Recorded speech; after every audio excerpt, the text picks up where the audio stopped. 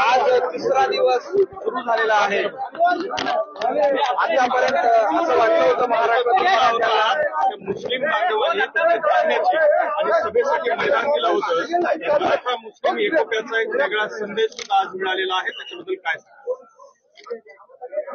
कालचा आज हे आता तिसरा दिवस मराठा समाजानं पहिल्या दिवशी निघलो त्या दिवसापासून जो प्रतिसाद दिला तो आजपर्यंत.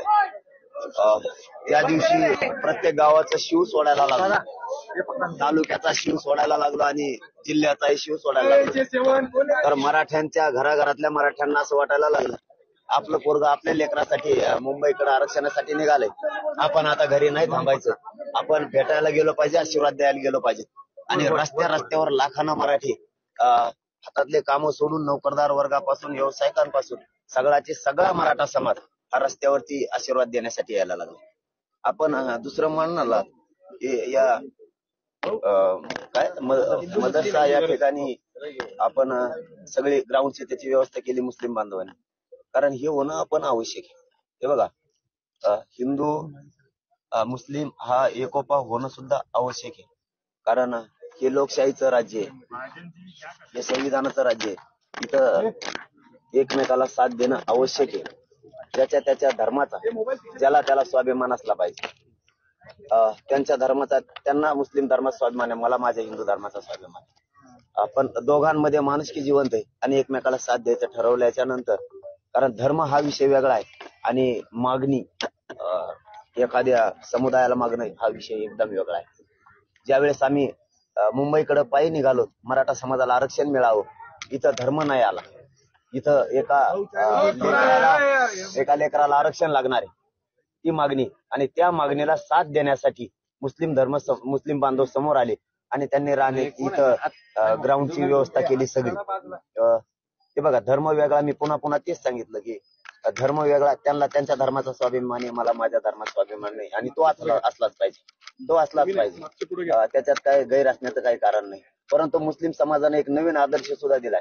पहिल्यांदा मदारशावरती भगवे झेंडे, आणि अशा ठिकाणी राहायला छत्रपती शिवरायांच्या काळात झालं होतं. त्या ठिकाणी भगवा झेंडा होता, त्या ठिकाणी एक मुस्लिम माता माऊलींना कसलंच भय नव्हतं, संरक्षण होईल असं होतं. आता मदरशावरती भगवा झेंडा आणि तिथं मनोज जरांगे, समीकरण काय? त्यामुळं हे एकीचं रूप अनेक काही दिवसांना तुम्हाला याच ग्राउंडवर दिसेल. पुन्हा आणखी एक सांगत राहिले, सॉरी, या मदरशामध्ये खूप मी बघितलं की मुलं शिक्षणासाठीचे अनाथ मुलं आहेत, गरिबांचे मुलं, त्यांच्याकडे खूप चांगलं काम त्यांचं इथं आहे. आणि इथं ऍडमिशन देताना आयटीआयला असो किंवा कशाला असो, इथं मुस्लिमालाच नाही तर हिंदू धर्मांच्या मुलांना सुद्धा ऍडमिशन दिलेले आहेत, आणि ते मुलं सुद्धा मला आता भेटले. चांगलं कौतुकाचं काम त्यांचं चालू आहे. दुसरा प्रश्न असा आहे पाटील, की तुम्ही आज जसं मदरशामध्ये थांबलात, सगळे मुस्लिम बांधव तुमच्या पाठीशी आहेत, मग तुम्ही पाठीमागे एकदा म्हणाला होता की मुस्लिम बांधवांना सुद्धा कसं आरक्षण मिळत नाही, ते मी पाहतो, फक्त मला आधी माझा प्रश्न सोडवू. म्हणजे साथ देणं. अगदी बरोबर आहे. त्यांनी साथ द्यावी म्हणून नाही, द्यावी किंवा नाही दिली तरी पण धनगर बांधवांच्या आरक्षणाचा प्रश्न सुद्धा म्हणलेला आहे. एकदा हा ज्वलंत मराठ्यांचा प्रश्न हे एकदा मिटू द्या. धनगर बांधवांना कसं आरक्षण देत नाही, मुस्लिम बांधवाला कसं देत नाही, ते मी बघतो. काल मुख्यमंत्री असं म्हणाले की अडचण महाराष्ट्राची होऊ लागलेली आहे आणि तुम्ही माघार घ्यावं आणि तुमच्या ज्या मागण्या आहेत त्या मागण्यांसंदर्भात सरकार सकारात्मक पाऊल टाकले, काम करते.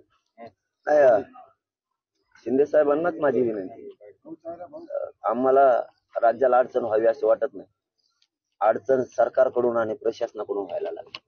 आमच्या नोंदी सापडलेल्या असताना तुम्ही देत नाही, तो डाटा देत नाही, त्यांच्या परिवाराला प्रमाणपत्र देत नाही, आणि सगळे सोयऱ्यांचे व्याख्यास आपण घेत नाही. शिंदे समितीनं सुद्धा कायमचं काम करून नोंदी सापडल्या पाहिजे. मराठवाड्यात नोंदी कमी सापडल्या, असे महाराष्ट्रातले बरेच जिल्हे आहेत की तिथं नोंदी पण कमी सापडल्या. मग जर एवढे 7 महिन्यापासून आदेश दिले असताना काम कसं होत नाही?